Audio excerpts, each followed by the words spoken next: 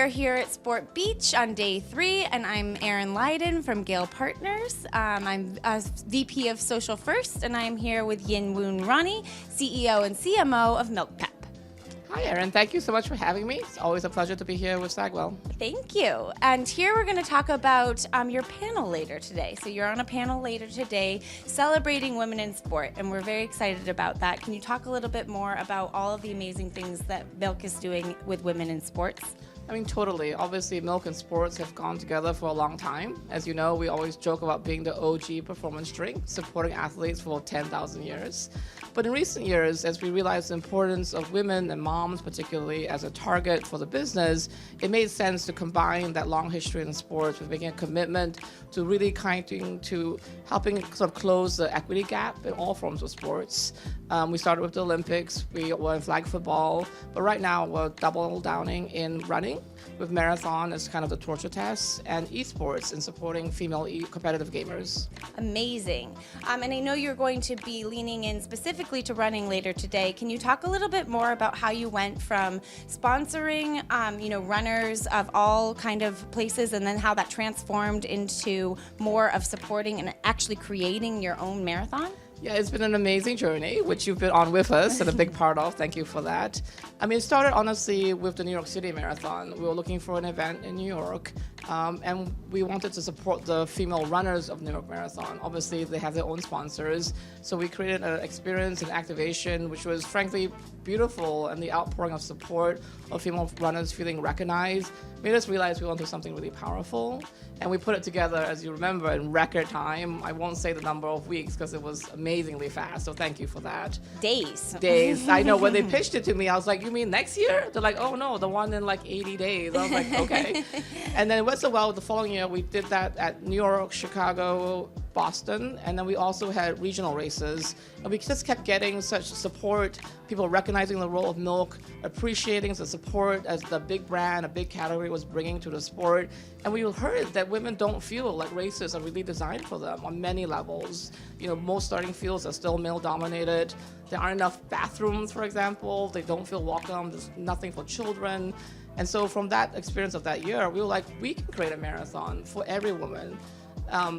Milk is the ultimate democratic product. It is nutrition for everybody, and we wanted to create a race that had the same values. And I was shocked to know that there is no full-length marathon in North America, only for women. So we set out to design a marathon for women by women. We were very lucky to host it in Savannah last year. They were a wonderful host city, and we built it from the ground up together, GALE and us.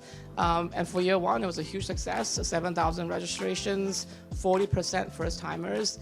And it was really successful, both from a community standpoint, but also from a business result standpoint, which is important. Amazing. And then beyond just the people that ran the race, you also trickled into Team Milk and with your Strava partnership as well. So great to see that extension there too. I mean, for us, running is not just the individual event. It's truly an always-on effort where we have content and events and support and training guides. And we're really building a community. I mean, Team Milk has gone from 0 members to, I think, over 30,000.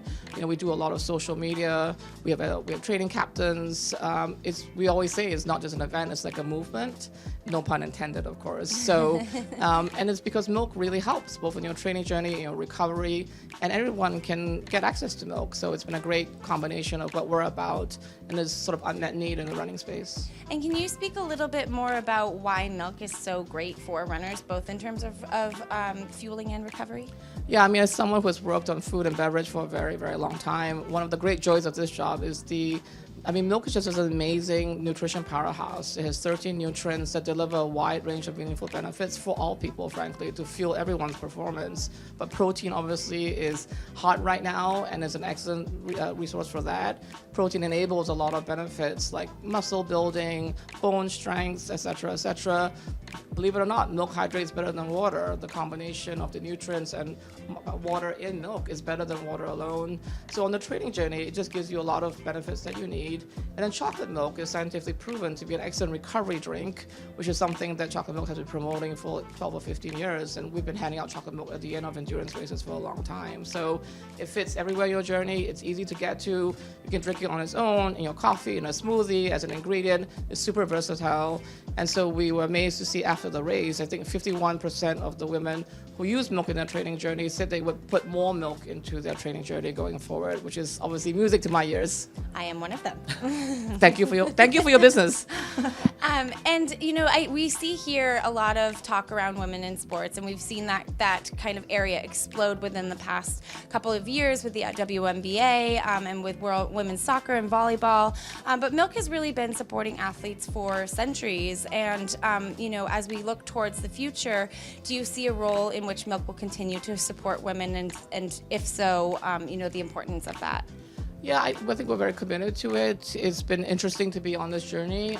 We were here 3 years ago at Cannes talking about it, and at that point, I think we were one of the few brands having that conversation. The level of sponsorship and broadcast time was really low. It's been amazing to see all the progress in the last few years. We're not at 50-50 people, and women are 50% of the population. I think there's still a lot of headroom. I think there's a lot of work to be done. We still think it's under-leveraged. It's proving excellent ROI for us.